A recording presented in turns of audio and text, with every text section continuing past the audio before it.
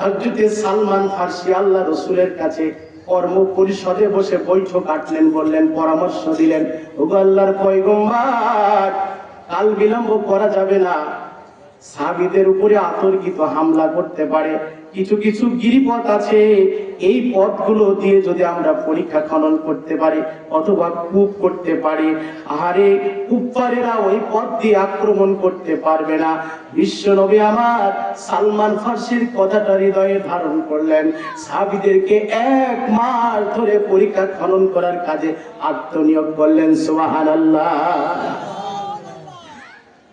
বিশ্বনবী নিজেও কোদাল দিয়ে কোপ মারলেন, সাহাবীদের ঘাড়ে মাথায় মাটি তুলে দিলেন, সাহাবীরাও কাটলেন, রাসূলুল্লাহর মাথায় উঠাই দিলেন। বিশ্বনবী আমার ইতিহাসবিদ হযরতে আব্বাস বলতেছে, বিশ্বনবী আমার ওই মাটি কাটতে গিয়ে রাসূলুল্লাহর মাজায় চোট নিয়েছিলেন। বিশ্বনবী আমার ইন্তিকালের পর যখন ঘুরে আসতেছে, একদিন বাঁকা করে হাঁটতেছেন। হযরত আয়েশা জিজ্ঞাসা করতেছে, নবী আপনি কেন একটু বাঁকা পায়ে হাঁটতেছেন, কারণ বুঝতে চাই। বিশ্বনবী আমার বলতে চাই, সাগো যেই দিন সাহাবীদের সন্ধিক্ষণ ছিল বিজয় ছিনিয়ে আনার জন্য, খন্দকের পরীক্ষা খনন করেছিলাম, সাহাবীরা মাটি কেটেছিল, আমিও মাজায় বহন করেছিলাম, আমিও কেটেছিলাম, সাহাবীরাও বরণ করেছিল। ওই দিন মাটির ডালি ওঠাতে গিয়া মাজায় চোট পড়েছিল, সেই ব্যথা আজকের এই সন্ধিক্ষণ কেন যেন ধেয়ে আসতেছে। ওগো আয়েশা, আমার সাহাবীরা আনুগত্য মেনেছিল, মহব্বত করেছিলেন। আল্লাহ রাব্বুল আলামিন জানায় দেয়, ইন কুনতুম তুহিব্বুনাল্লাহ ফাত্তাবিউনি ইউহিব্বুকুমুল্লাহ ওয়াল্লাহু গফুরুর রহিম।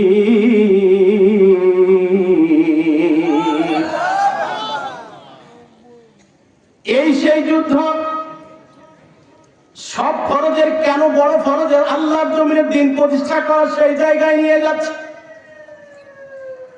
এই যুদ্ধে বিজয় অন্বেষণ করতে হবে। যেহেতু উহুদের যুদ্ধে ভুল ডিসিশনের কারণে বিজয় হয়ে যাওয়া, বিজয় আমরা নিতে পারি নাই। এখানকার আপনজনের আমার হযরত বেলালকে বললেন, বেলাল জোহরের ওয়াক্ত হয়ে গেছে, তুমি আযান দাও। জোরে করে আল্লাহু আকবার। হযরত বেলাল আযান দিলেন, নামাজ পড়লেন না। সাহাবীরা রাসূলুল্লাহর মুখ পানে তাকায় আছে। বেলালের হাতের সাথে বালি লাগানো, দাড়িতেও বালি ঠেকানো, ছোট্ট ছোট্ট পাথরের কুচি কুচি নুড়িগুলো বালি হযরত বেলালের দাড়ির মধ্যে গেছে। আচ্ছা, স্বেচ্ছাসেবক যারা আছে তারা দেখেন, মেহমান আসছে সম্ভবত, একজন জানতো ভাই, আলোচনার ভিতর কথা বলি, সমস্যা হয় না। আল্লাহুম্মা সাল্লি আলা সাইয়্যিদিনা মাওলানা। সম্ভবত মেহমান আসছে, সপ্তচরা ফাউন্ডেশনের সদস্যবৃন্দের অনুরোধ করছি, মেহমানকে রিসিভ করার জন্য যারা আছেন তাদেরকে যাওয়ার জন্য অনুরোধ করছি। আল্লাহুম্মা সাল্লি আলা সাইয়্যিদিনা মাওলানা মুহাম্মদ ওয়া আলা আলি সাইয়্যিদিনা রাসূল আমার ভালোবাসা, রাসূল আমার আলো আশা, রাসূল আমার প্রেম বিরহের মূল আলোচনা, রাসূল আমার কাজে কর্মের অনুপ্রেরণা, রাসূল আমার ভালোবাসা, রাসূল আমার আলো আশা, রাসূল আমার প্রেম বিরহের মূল আলোচনা, রসুল আমার কাজে কর্মের অনুপ্রেরণা আল্লাহুম্মা সাল্লি আলা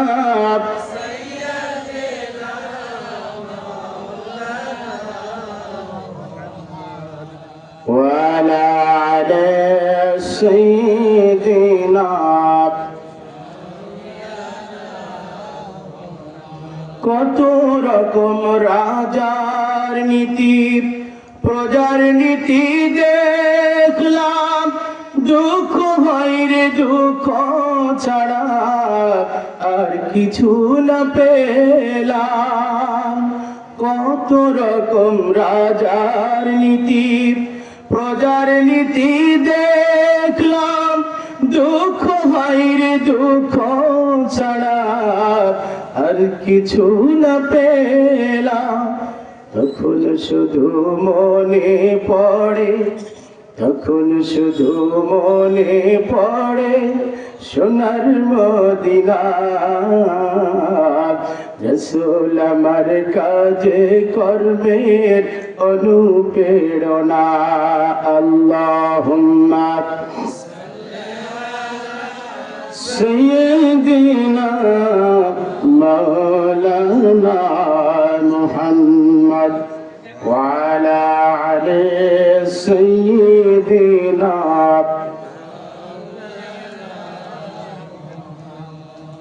এখন তো আপনজনের আমার বিশ্বনবী আমার বেলালকে বললো বেলাল আযান দাও হযরত বেলাল হৃদয় বিদারক কষ্টিত কণ্ঠে আযান দিলেন বিশ্বনবী নামাজ পড়লেন না সাহাবীরা চাতক পাখির মতো রাসূলুল্লাহর দিকে চেয়ে আছে বেলাল আযান দিল রাসূল মনে হয় বলবে যে নামাজের সময় হয়ে গেছে নামাজ পড়ো কিন্তু যেই কাজের মধ্যে ইনভলভ ছিল নিয়োজিত ছিল কাজ করতে করতে আবার আছর চলে আসলো বিশ্বনবী আমার বেলালকে আবার তলব করলেন ডাক দিলেন বেলাল আর করো না দেরি চলে আসো তাড়াতাড়ি আসরের আজানের ওয়াক্ত হয়েছে আজান দাও হযরত বেলাল আবার আজান দিলেন সাহাবীরা যে কাজের মধ্যে আত্মনিয়োগ ছিল ব্যস্ত ছিল রাসূল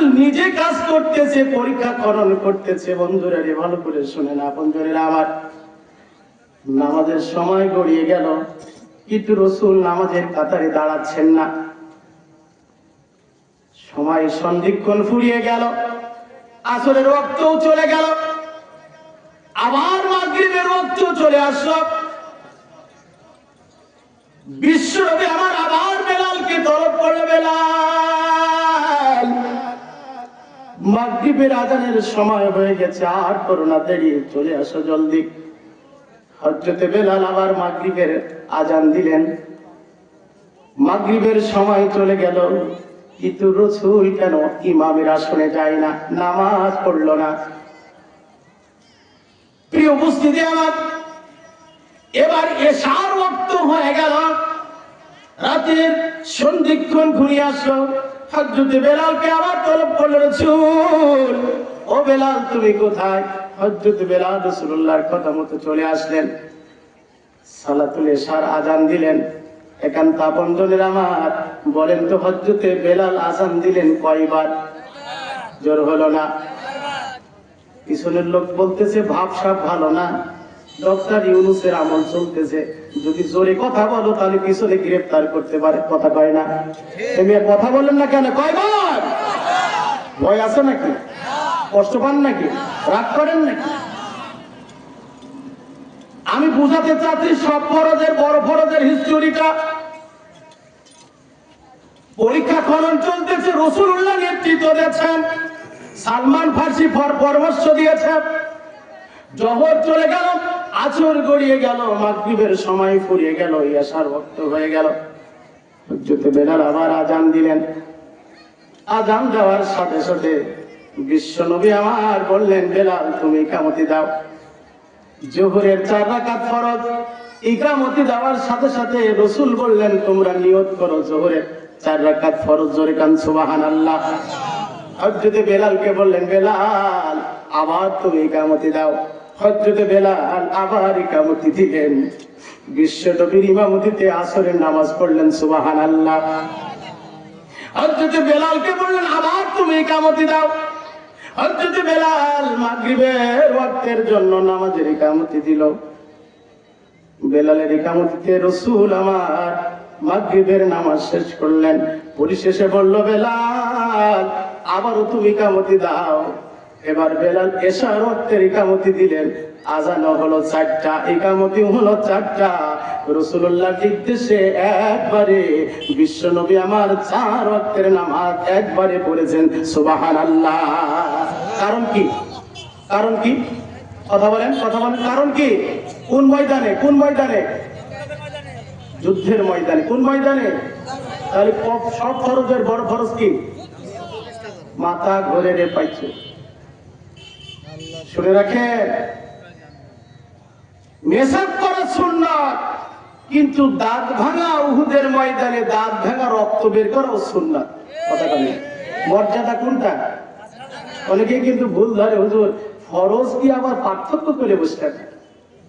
নামাজ পড়াও সব ফরজের বড় ফরজ, ঠিকই আছে, কিন্তু নামাজ পড়তে গেলে এই জমিনে এই এলাকায় আমাদের এই 3 গ্রামে কেউ বাধা দেয় না। কথাটা ঠিক?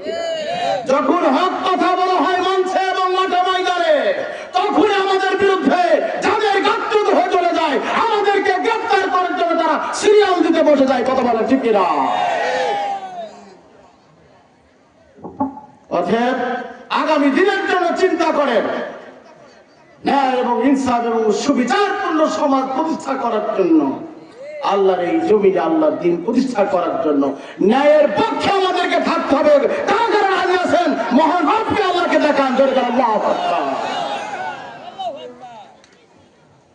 কষ্ট পেলেন? রাগ করলেন? ন্যায়ের পক্ষে থাকতে চাই না আমরা? প্রিয় উপস্থিতি আমার, ন্যায় এবং ইনসাফ প্রতিষ্ঠা করার জন্য এই নতুন বাংলাদেশে টেকনাফ থেকে তিতুলিয়া, রূপসা থেকে পাথরিয়া, এই 56,000 বর্গ কিলোমিটারের সবুজ ভূখণ্ডে, সুন্দরবন থেকে বান্দরবন পর্যন্ত প্রায় 2,000-এরও বেশি সন্তান সূর্য বীর্য নিয়ে এই জমিনকে উজালা করার জন্য, আল্লাহর জমিনে নতুন বাংলাদেশ ফিরিয়ে দেওয়ার জন্য, বক্তাদের বক্তব্য মাঠে মঞ্চের এবং সুস্থ করার জন্য, যাদের হৃদয়ের সম্পূর্ণ প্রাণের লঘুকে এই জমিনে ঢেলে দিয়ে জীবন বাজি রেখে রক্তে রঞ্জিত করে ময়দানকে সুরক্ষিত করে যারা যাদের হৃদয়কে উপহার দিয়েছেন, এই ময়দানকে উপহার দিয়েছেন, শহীদদের আত্মার প্রতি আমরা মাগফিরাত কামনা করি। জোরে করে আল্লাহু আকবার। সম্মানিত উপস্থিতি আমার, আজকে সুবাতাস বইতেছে, আমরা লক্ষ্য করে দেখছি এদেশের আলেম ওলামারা আজকে ঐক্য এবং এক প্ল্যাটফর্মের দিকে এগিয়ে যাচ্ছে। জোরে করে আল্লাহু আকবার। আর কিছু মুনাফিকদের গা জ্বলে যাচ্ছে, তারা নেতৃত্ব নেওয়ার জন্য, একটি আসন নেওয়ার জন্য ব্যতিব্যস্ত হয়ে পড়েছে। আমরা আমাদের দরিদ্র ভদ্র কণ্ঠে আওয়াজ দিয়ে তাদের বিরুদ্ধে কথা বলতে চাই। আমরা এই সমাজ প্রতিষ্ঠা করার জন্য কোন চাঁদাবাজকে প্রশ্রয় দেব না। কথা বলেন ঠিক না? কোন সন্ত্রাসীদেরকে প্রশ্রয় দেব না। জীবনের রক্ত বৃদ্ধ যদি এই জমিনে আবার ফেলে দিতে হয়, মীর কাসেম আলীর ভূমিকা পালন করতে হয়, মুজাহিদের ভূমিকা পালন করতে হয়, মুজাহির রহমান, মতুর রহমান নিজামীর ভূমিকা পালন করতে হয়। এই সূর্য বৃদ্ধের সন্তানেরা আবার তাদের জীবনে রক্ত ঢেলে দেবে। ওই চাঁদাবাজদের হাতে এই দেশকে আমরা তুলে দেব না। কথা বলেন ঠিক কিনা? নারে তাকবীর, নারে তাকবীর, আল কোরআনের আলো, আল কোরআনের আলো, নারে তাকবীর। কষ্ট পেলেন নাকি? রাগ করলেন কারা কারা? প্রিয় উপস্থিতি আমার, এক লোক বলছে আমার বাড়িতে এত বড় একটা মোরগ আছে। আচ্ছা, এত বড় কি মোরগ হয়? লোকে বলছে এত বড় মোরগ, বলছে বাম হাতটা করে দেয়নি। কথা বলেন, আমি তো এতটুকু এরকম ভাবে দেখলাম, এখনো বড় মোরগ তো রয়ে গেছে। কথা বলেন ঠিক কিনা? প্রিয় উপস্থিতি আমার, কথা হবে কোরআন থেকে। এই পৃথিবীর রঙ্গমঞ্চে কত মানুষ আসলো, কত মানুষ চলে গেল। অতএব সিংহের ভূমিকা পালন করে আল্লাহর জমিনে আল্লাহর দ্বীনকে প্রতিষ্ঠা করার জন্য কোনো মানুষের কাছে মাথা নত করে নাই, এমন মানুষ আমরা আমাদের এই চর্মচক্ষুতে বাস্তবে দেখলাম। কথা বলেন ঠিক কিনা? আজকে ভারতের আগ্রাসনের বিরুদ্ধে যারা কথা বলেছে, আপনারা জানেন আমাদের বীর, এই বীর চট্টলার সেনানী শহীদ আল্লামা দেলোয়ার হোসেন সাইদি, কথা বলেন ঠিক কিনা, ভারতের আগ্রাসনের বিরুদ্ধে কথা বলেছে। আমাদের কুষ্টিয়ার কৃতি সন্তান বীর প্রতীক হিসাবে আমরা খ্যাত দিয়েছি শহীদ আবরার ফাহাদ, কথা বলে ঠিক কিনা। আবারও তারা ইতিহাসকে কলঙ্কিত না করে উজ্জ্বল দৃষ্টান্ত দিয়ে এই 2025 সালের ইতিহাসকে সোনালী অক্ষরে লিখিয়ে দিল আমার কলিজার হৃদয়ের ভাই শহীদ শরীফুজ্জামান হাদি, কথা বলে ঠিক কিনা। যারা ভারতের আগ্রাসনের বিরুদ্ধে কথা বলে জীবন বাজি রেখে বুলেটকে ভয় করে নাই, সুতরাং তাদের জন্য প্রাণ ভরে দোয়া করতে হবে, শহীদদের রক্তের বদলা নিতে হবে ইসলামের পক্ষে রায় দেওয়ার মধ্য দিয়ে, কথা বলেন ঠিক কিনা। এই জন্য সব ফরজের বড় ফরজ দিয়ে কেন কথা বললাম, রাসূল একসাথে খন্দকের যুদ্ধে 4 ওয়াক্ত নামাজ পড়েছেন। কয় ওয়াক্ত? একান্ত বন্ধুরা নামাজ। আবার একটু পিছনের দিকে যাই, বদরের যুদ্ধে বিশ্বনবী আমার বললেন, ও সাহাবীরা, তোমাদের জীবদ্দশায় যদি দ্বীন কায়েম হয়ে যায় তাহলে তোমরা রোজা পাবা, নামাজও পাবা, ইফতারিও পাবা, ওযুও তোমাদের জীবদ্দশায় পাইবা। কিন্তু দ্বীন যদি পরাভূত হয়ে যায়, পরাজয় হয়ে যায়, তাহলে জীবনের প্রতিটি ক্ষণে ক্ষণে সন্ধিক্ষণে এই প্রহার গুনতে গুনতে, তপস্যার দিন গুনতে গুনতে শেষ হয়ে যাবে, ইতিহাস বিকৃত হয়ে যাবে, পৃথিবীর মানুষ পরাজয় বরণ করবে, ইসলাম থাকবে না। والذين جاهدوا فينا لنهدينهم سبلنا وإن الله لمع المحسنين। আল্লাহু আকবার। যারা আমার জন্য সংগ্রাম করে, সাধনা করে, চেষ্টা করে, লেখালেখি করে, আল্লাহ রব্বুল আলামিন বলেছেন রায়টা আমি তাদের পক্ষে দিয়ে দেব। সুবহানাল্লাহ। বিশ্বনবী আমার সাহাবীদেরকে বললেন, রোজা ভেঙে ফেলো। 17ই রমজান বদর দিবসে রাসূলুল্লাহর আনুগত্য মানার কারণে সাহাবীরা রোজা ভেঙে ফেললো। আজকে বলেন তো, রোজাটাও ছিল আমাদের জন্য ফরজ, কথা বলেন ঠিক কিনা। ওখানে নামাজটাও ছিল ফরজ। এজন্য আমি আপনাদের কথা মিলাই দেওয়ার জন্য বলছি, নামাজ কিন্তু ফরজ, রোজাও কিন্তু ফরজ, কিন্তু ওই ফরজটা বিশ্বনবী আমার একবারে 4 ওয়াক্ত নামাজ আদায় করলেন। বদরের যুদ্ধে সাহাবীদেরকে রোজা ভাঙতে উদ্বুদ্ধ করলেন। আচ্ছা বলুন তো, এই ফরজের চাইতে বড় ফরজ আল্লাহর জমিনে আল্লাহর দ্বীন প্রতিষ্ঠা করা কিনা?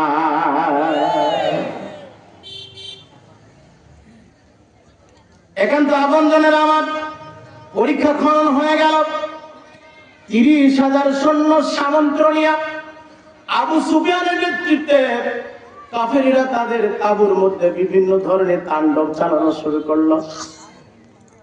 ইতিহাসের মধ্যে এসেছে 100 নর্তকী নিয়ে গেছে, অথবা তারও বেশি। আবু জেহেলের স্ত্রী নাকে নাকে নিয়ে গিয়া তারা ডান্স দিচ্ছে, বুবা ডান্স। ও বন্ধু, এই জামানা ইসলামের বিরুদ্ধে যত প্রকার স্টাফ আছে তাদের জন্য গাড়ি দিয়েছে, বাড়ি দিয়েছে, নারী দিয়েছে। বেতন ছিল 30,000, করেছেন 90,000। গাড়ি ছিল একটা, গাড়ি দিয়েছে 3টা। সালমান এফ রহমানের মতো মানুষের একার জন্য 17টা গাড়ি। শুধু তাই নাই, বাহিরের ব্যাংকে কোটি কোটি বিলিয়ন কিলিয়ন টাকা পর্যন্ত তারা দিয়েছে। ও বন্ধু, এই দেশটা শ্মশান ভূমিতে পরিণত করেছে আমার কিছু বুদ্ধিজীবী চায়ের দোকানে বসে আগেই তো ভালো ছিল। কথা কয় না, কথা কয় না, কথা বললেই তো দোষ, যত দোষ গন্ডগোল। কথা কাছি। প্রিয় উপস্থিতি আমার, মুসলমানদের তাবুতের সৈন্য সামর্থ্য 3000। মনে আছে কথা?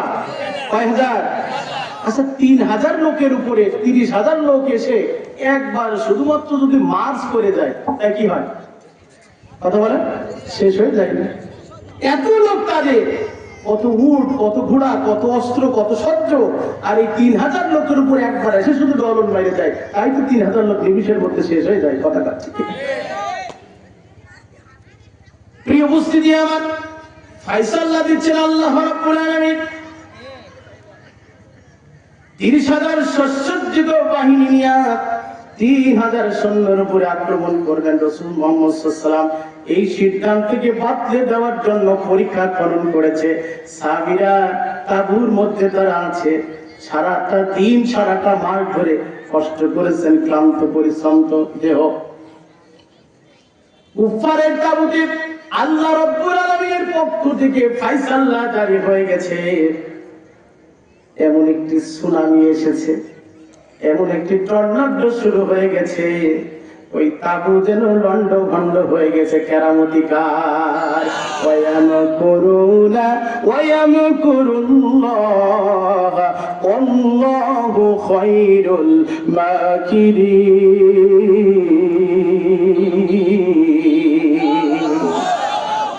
মক্কুর কার? জোর হলো না কার? লন্ড ভন্ড হয়ে গেল। কিছু মানুষ পলায়ন করেছে, আর কিছু মানুষ রয়ে গেছে। 30,000 সৈন্য সামন্তের মধ্য থেকে প্রায় কোন তাফসিরের মধ্যে আসতেছে প্রায় 10,000 চলে গেছে, আবার কোন তাফসিরের মধ্যে আসতে মাত্র 1500 চলে গেছে।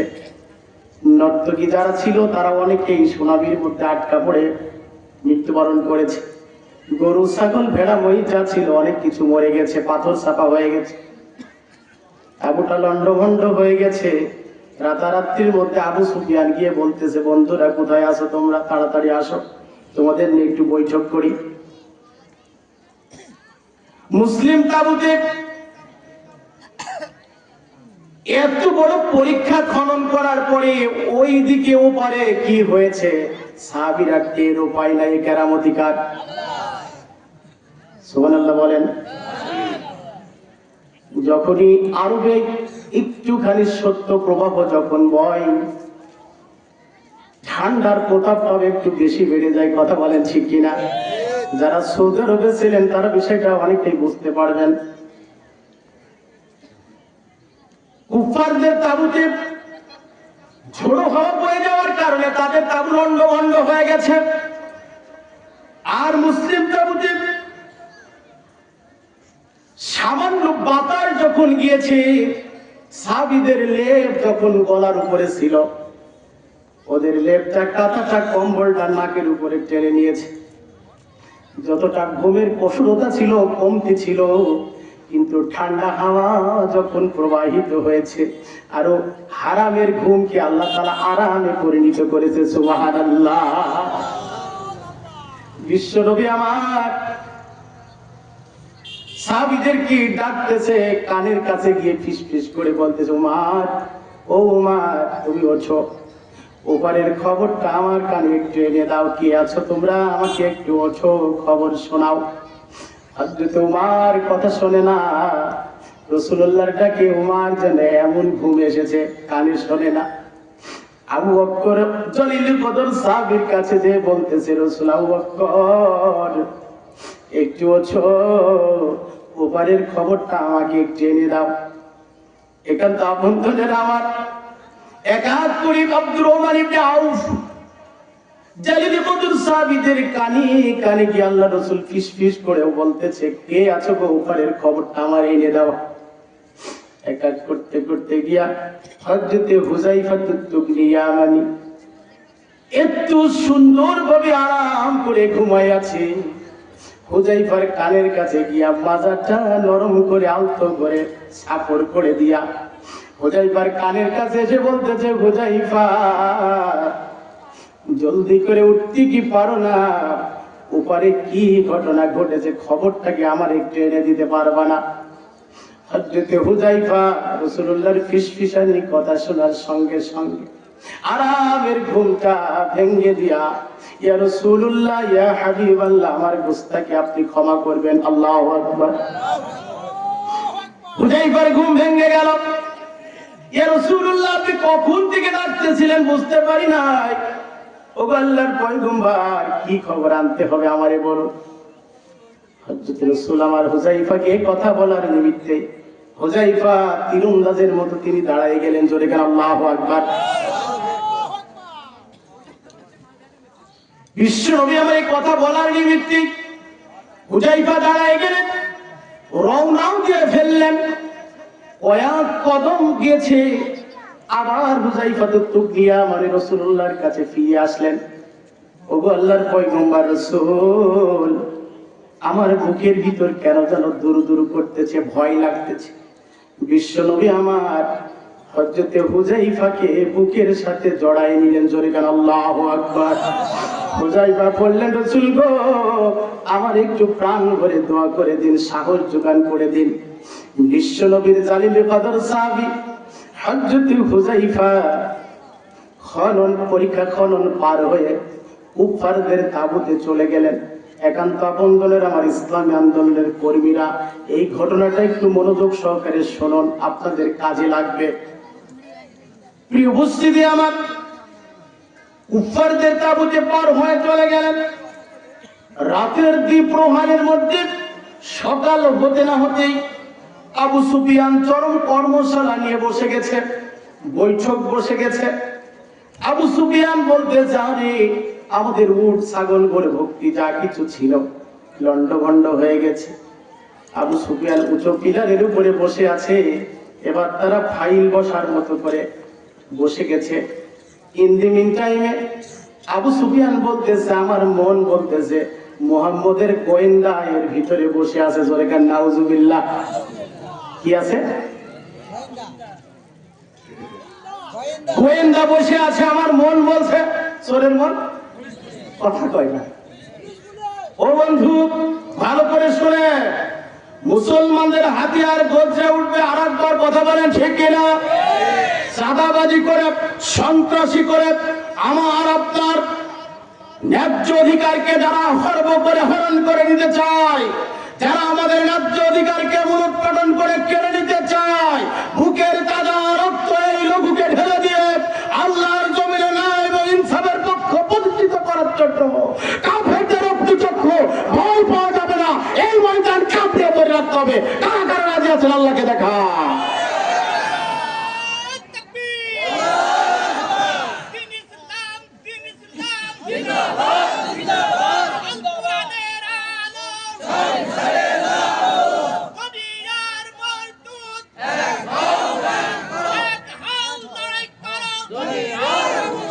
আলহামদুলিল্লাহ। একান্ত আপনজনেরা আমার, হুযায়ফা তুবনি ইয়ামানি গিয়া 4 লাইন 3 লাইনের পরে 4 লাইনের কসমস ফাইলের লাইনে বসেছে। কসমস ফাইল বলেন তো, জেলখানায় যারা গেছে এটা ভালো জানে। এমনিতেই ফাইল বসে 4 জন করে, আর একটা ফাইলের নাম হচ্ছে আমার কসমস ফাইল। কসমস ফাইল মানে যা কিছু থাকে সব তছনছ করে দেয়। হাবিলদার সুবেদার যারা থাকে ওটাকে একেবারে লন্ডন ভন্ডন করে দেখা যায় ব্লেড আছে কিনা, কলম আছে কিনা, মোবাইল আছে কিনা, অস্ত্র আছে কিনা বলা যায় না। ওই দেওয়ালের ওপার দিয়ে কেউ দিয়েও যেতে পারে। এজন্য সপ্তাহে 2-1 দিন কসমস ফাইল করে। কথাটা ঠিক কিনা? আবু সুফিয়ান বলতেছে কসমস ফাইল করতে হবে। তৃতীয় লাইনের 4র্থ লাইনে হুযায়ফা তুবনি ইয়ামানি বসে আছে। বলছে, আমার মন বলছে মুহাম্মদের গোয়েন্দা কেউ না কেউ বসে আছে। প্রিয় উপস্থিতি আমার, আবু সুফিয়ানের নেতৃত্বে বলতেছে, দেখো তো তোমার যারা যারা যেখান থেকে যেভাবে আসছিলে তার পাশে পাশে সেই লোকগুলো ঠিক আছে কিনা। আমরা দূরে যখন যাই, ঢাকাতে যখন যাই বিভিন্ন সম্মেলনে, আমরা বলি দেখো তো যার যার পাশে সেই সে ঠিক আছে কিনা, কথা কয় না। আবু সুফিয়ান তার লিডার বাহিনীদেরকে বলতেছে, শ্রোতাদেরকে বলতেছে, সৈন্যদেরকে বলতেছে, যার যার পাশে যেই যেই ছিল, যেই যে অবস্থানে দেখো তো ঠিক কিনা। কসিমউদ্দিন বলতেছে আমি 70 নম্বর সেক্টর কমান্ডার থেকে আসছি। ও বলতেছে আমি 9 নম্বর সেক্টর কমান্ডার। ও বলছে আমার নাম রইজউদ্দিন, আমি হচ্ছে 3 নম্বর সেক্টর কমান্ডার। ও বলতেছে আমি ঢাকা থেকে এসেছি, উনি বলতেছে আমি হচ্ছে ফরিদপুর থেকে এসেছি। এইভাবে করতে করতে আবু হুযায়ফা মানে মনে করতেছে হাই রে হাই, এবার যদি আমি আমার কমান্ডার সেক্টরের কথা ঠিক মতো না বলতে পারি, তাহলে তো আবু সুফিয়ানের সৈন্য সামন্ত বাহিনীর কাছে ধরা পড়ে যাবো। কথা বলেন ঠিক কিনা। আল্লাহ রাসূলের জলিল কদর সাহাবীদেরকে আল্লাহ রাব্বুল আলামিন হিকমতও দিয়েছেন, জ্ঞানও দিয়েছেন, বুদ্ধিমত্তাও দিয়েছেন, আকল দিয়েছেন। জোরে করে আল্লাহু আকবার। এই আকলটা, বুদ্ধিমত্তাটা প্রত্যেকটি কর্মী বাহিনীর থাকা দরকার। জোরে কোন ঠিক কিনা। আবু হুযায়ফা ইয়ামানির কাছে নাই আসতেই তিনি পাশে ছিল, তাকে বলতেছে এই তুমি কত নম্বর সেক্টর থেকে এসেছো। ডাইনার ওকে বলছে কত নম্বর সেক্টর থেকে এসেছো। বামের ওকে বলতেছে তুমি কত নম্বর সেক্টর এসেছো। উনি বলতেছে আমি কত নম্বর সেক্টর, তুমি কত নম্বর সেক্টর এসেছো। এই তিনজনের ঝগড়ার মধ্যে থেকে ও তিনজনের সেক্টর পার হয়ে গিয়ে এবার পঞ্চম লাইনে চলে গেছে। ধরে গেলাম এটা কি হিকমত, এটা কি টেকনিক। এই টেকনিকের কথা আল্লাহ বলে না, বলে নাই। এই টেকনিকে হিকমতের কথা আল্লাহ রাব্বুল আলামিন উদউ ইলা সাবিলি রাব্বিকা বিল হিকমাতি ওয়াল মাউইজাতিল হাসানা। জোরে কেন আল্লাহু আকবার। তোমরা উত্তম হিকমত অবলম্বন করে কথা বলো, টেকনিক খাটিয়ে কাজ করো। ইসলামকে বিজয় আনার জন্য যতটুকু হিকমত কলা কৌশল প্রয়োগ করা দরকার আল্লাহর জমিনে সেটাকে করার জন্য তোমরা হিকমত অবলম্বন করো। জোরে কেন আল্লাহু আকবার। হুযায়ফা ইয়ামানি হিকমত অবলম্বন করলেন।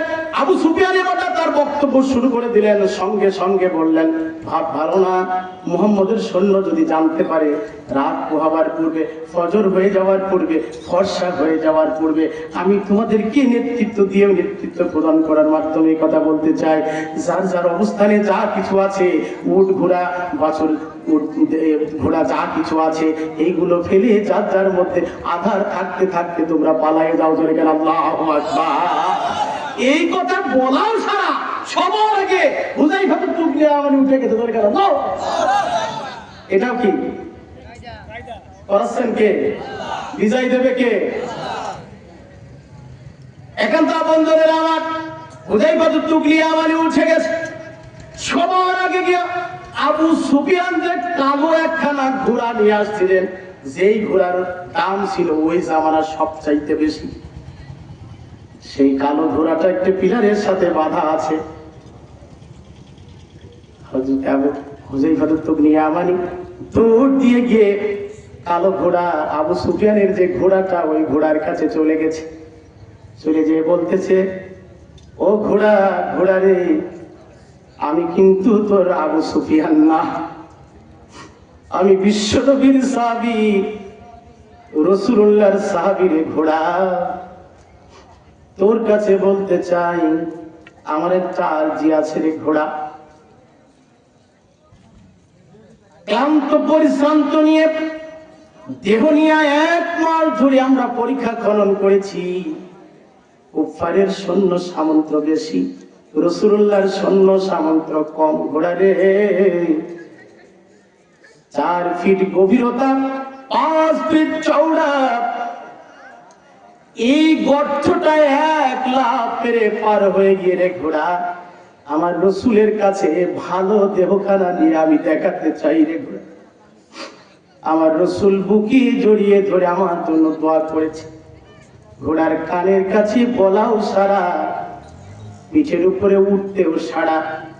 একান্ত বন্ধুদের আমার হুযায়ফা ইয়ামানি ঘোড়ার উপরে যখন উঠেছে, পরীক্ষা খননের কাছে যখন গেছে, ঘোড়াটা 1 লাফ মেরে নবী মুহাম্মদের কামরায় গিয়ে পড়েছেন। জোরে কেন আল্লাহু আকবার। যেই ঘোড়া 20 থেকে 30 মাইল পর্যন্ত যাওয়া, দৌড়ানোর কোনো ইখতিয়ার থাকে না। সেই ঘোড়া রাসূলুল্লাহর সাহাবী ঘোড়ার পিঠে যখন নিজের দেহ মুবারক ছেকিয়েছে, ওই পরীক্ষা খননকে লাভ মেরে গিয়া রাসূলুল্লাহর তাবুতে স্থান করেছে। জোরে কান আল্লাহু আকবার। প্রচন্ড শীতের থরথর অবস্থা, কাঁপতে কাঁপতে রাসূলুল্লাহর কাছে গিয়ে হুযায়ফা তুবলি আমারই যখন পড়েছি, কে এসেছো আমার আবু হুযায়ফা তুবলি আমানি। রাসূল আমার কম্বলখানা বুক থেকে সরায়া হুযায়ফা তুবলি আমানিকে বুকের সাথে ধরলেন। জোরে খান আল্লাহু আকবার। বিশ্ব নবীর জালিল বদর সাহাবী হযরতে হুযায়ফা তুবলি আমানি সেই দিন থেকে একটু নিজের পদমর্যাদা বাড়িয়ে তিনি বলতেন, আমার রাসূল আমাকে সবচাইতে বেশি ভালোবাসে। আল্লাহু আকবার। রাসূল আমার ডিগ্রি দিয়েছিলেন হুযায়ফাকে, এই জন্য সেই দিন থেকে হুযায়ফা বেশি দাবি করে, নিজের গৌরব করে একটু কথা বলতেন। আর রাসূল বলেছিল, আমি যেদিন ইন্তেকাল করব, মারা যাব, আমার ডেড বডি খানা যেদিন ধোয়ানোর কাজে ব্যবহৃত হবে, সেই দিন হযরতে আব্দুর রহমান ইবনে আউফ এবং আমার জামাতা আলী আর আমার হযরতে হুযায়ফা প্রথমে আমার বুকের উপরে পানি ঢেলে দিবে। আল্লাহু আকবার। এই দিন থেকে হযরতে হুযায়ফা তুবলি আমানি সব সাহাবীদের সামনে তিনি গর্ব করে বলতেন, আমার রাসূলের সিনার সাথে আমার সিনা ঠেকেছে, আমার রাসূলের বুকের সাথে আমার বুক ঠেকেছে, এই জন্য রাসূল আমাকে সবচাইতে বেশি ভালোবাসে। চিৎকার দিয়ে কান আল্লাহু আকবার। খোলাফায়ে রাশেদার সোনালী দিন কেন যে ফিরে আর আসে না, সকলে পেয়ে তার অধিকার, কেন যে প্রাণ খুলে হাসে না,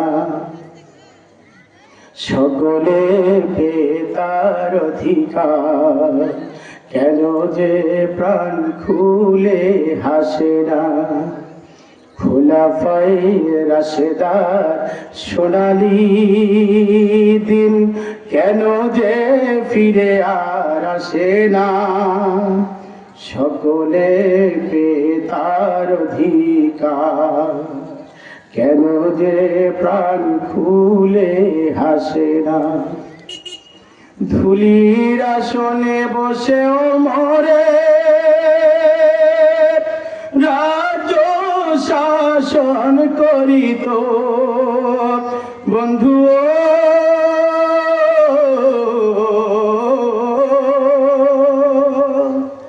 খলিফা ওমরের শাসনে না খেয়ে মানুষ নাহি মরত, সেই ওমরের শাসন কি আর এ ধরা কি খুঁজে আর পাবো না। খোলাফায়ে রাশেদার সোনালী দিন কেন যে ফিরে আর আসে না, সকলে পেয়ে তার অধিকার, কেন যে প্রাণ খুলে হাসে না। আল্লাহুম্মা সাল্লি আলা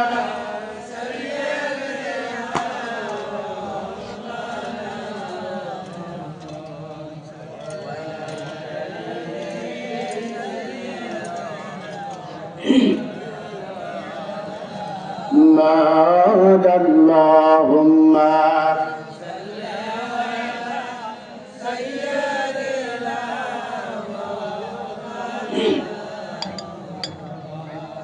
وعلى آل سيدنا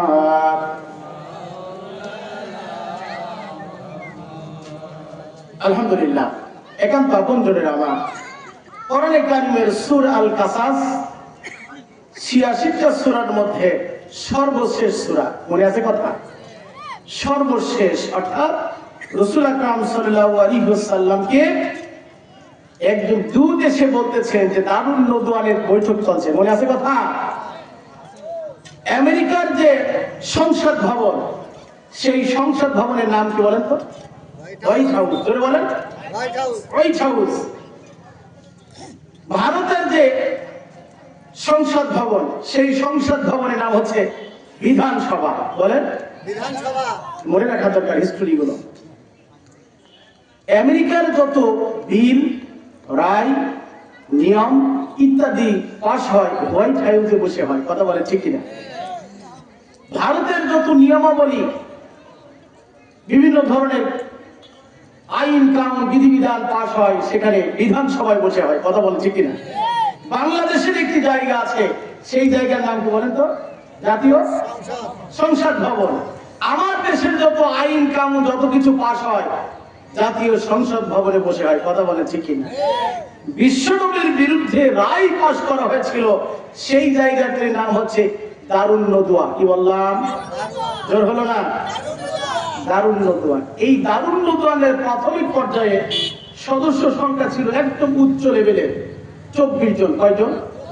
24 জন। এই 24 জনের মধ্যে আবু জেহেল, উতবা, সাইবা, উবাই ইবনে মুগিরা, আবু সুফিয়ান ইত্যাদি ইত্যাদি তাদের এই ধরনের বড় জেনারেশন ছিল।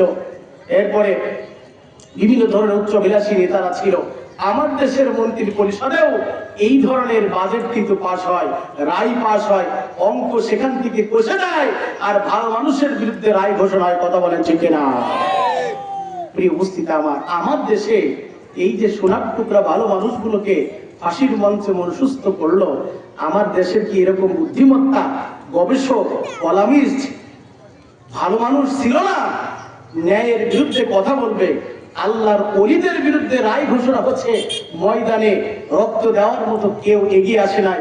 কত কলামিস্ট আজকে, কত মোসালা, কত গোপালা, কিন্তু আল্লাহর এই জমিনে ভালো মানুষগুলোকে ফাঁসির মঞ্চে মনসুস্থ করা হলো।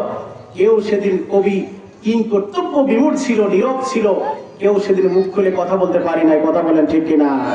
আজকে কত মানুষ ময়দানে দেখা দিচ্ছে, কিন্তু সত্যিকার অর্থেই আপনাদের জ্ঞাতার্থে কথা বলতে চাই, আজকে যেভাবে আকাশ বাতাস মুখরিত হচ্ছে ন্যায়ের পক্ষে, ন্যায় ইনসাফের পক্ষে মানুষ দলে দলে পালে পালে সংঘবদ্ধ হওয়া শুরু করেছে।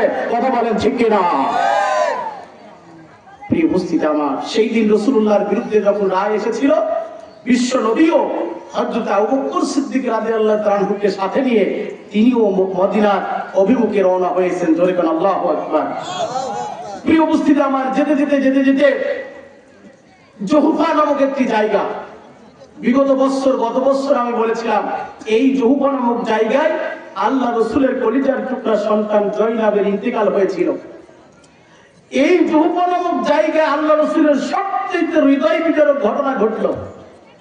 যেই বাইতুল্লাহকে সবচেয়ে বেশি কদর করতেন, ভালোবাসতেন, বিশ্বনবী আমার জহুফা নামক জায়গায় গিয়ে একটি ছোট্ট পাথরের উপর দাঁড়ালেন।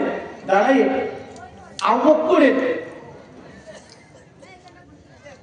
কাঁধের উপরে ভর করে, নিজের বৃদ্ধাঙ্গুলের উপরে পাথরের উপরে ভর করে তিনি বাইতুল্লাহর মুখ তাকাই তাকাই দেখতেছে। হযরত আবু বকর সিদ্দিক রাদিয়াল্লাহু তাআলা বলতেছি, ইয়া রাসূলুল্লাহ, ইয়া হাবিবাল্লাহ, আপনি এই পাথরের উপরে দাঁড়াই আমার কাঁধে ভর করে কি দেখতেছেন? বিশ্বনবীর চোখ দিয়ে পানি পড়তেছে। আবু বকর, এখান থেকে আমার বাইতুল্লাহটা একটু দেখা যায়, আবার দেখা যায় না, নিভু নিভু প্রদীপের মতো আমার বাইতুল্লাহটাকে আমি প্রাণ ভরে দেখতেছি। আল্লাহু আকবার। আমি আপনাদের বিবেকের আদালতের উপরে চিন্তা দিবস মনে করে প্রশ্ন ছুড়ে দিলাম, আল্লাহ রসুল এই স্থান ছেড়ে, মাতৃভূমি ছেড়ে, যেই আলো যেই বাতাসে আবু জেহেলও যেখানে ছিল, রাসূলুল্লাহ সেখানে ছিল, উতবা যেখানে বেড়ে উঠেছিল, রাসূলও সেই জায়গায় বেড়ে উঠেছিল, কিন্তু রাসূলের মাতৃভূমি ছেড়ে কেন সুদূর দূর প্রবাসে, দূর স্থানে, দূর এলাকায় কেন তাকে পাড়ি জমাতে হচ্ছে? সমস্যাটা কোথায় ছিল? যদি তিনি নামাজের কথা বলতেন, রাসূলুল্লাহকে সেখান থেকে যেতে হতো না। যদি রোজার কথা বলতেন, যেতে হতো না। যখনই আল্লাহর জমিনে আল্লাহর দ্বীন প্রতিষ্ঠা করতে হবে, এই মক্কা মুআজ্জামা নতুন সাজে সজ্জিত করতে হবে, ন্যায় এবং ইনসাফ ভিত্তিক সমাজ পরিচালনা করতে হবে, এই স্লোগানের কারণে রাসূলুল্লাহকে মেরে দেওয়ার হুমকি তারা করেছে। কথা বলেন ঠিক কিনা? আজকেও যদি আপনি সেই কাজে নিজেকে আত্মনিয়োগ করেন, নিজেকে যদি ইনভলভ করেন, আপনাকেও মেরে দেওয়ার জন্য ওই রকম ভাবে স্টেপ আসবে। কথা বলেন ঠিক কিনা? অতএব আপনাদেরকে আমাদেরকে জাতিগতভাবে আমরা মুসলমানের পক্ষে থাকতে চাই। কথা বলেন ঠিক কিনা? বিদেশি আগ্রাসনের বিরুদ্ধে বিদেশি প্রভুদের পরামর্শ নিয়ে এই দেশ পরিচালিত হবে, এই সিদ্ধান্তে আমরা কোনচিন্তাও মেনে নিতে রাজি নাই। কথা বলেন ঠিক কিনা? এই উপস্থিতি আমার, আসুন আল্লাহর এই জমিনে আল্লাহর কোরআনের রাজ প্রতিষ্ঠিত হবে, কোরআন দ্বারা রাষ্ট্র পরিচালিত হবে, ন্যায় এবং ইনসাফ প্রতিষ্ঠিত হবে। সেই চিন্তা চেতনা নিয়ে মাঠে ময়দানে পথে প্রান্তরে মাহফিলে মঞ্চে সকল জায়গায় আমরা যেন কথা বলতে পারি, ঈমান নিয়ে যাতে আমরা কবরে যেতে পারি। আল্লাহ রাব্বুল আলামিন আমাদের সকলকে কবুল করুন বলে আমিন। ওমা তৌফিক ইল্লা বিল্লাহ।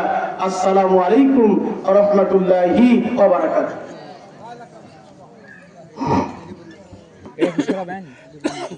আলহামদুলিল্লাহ।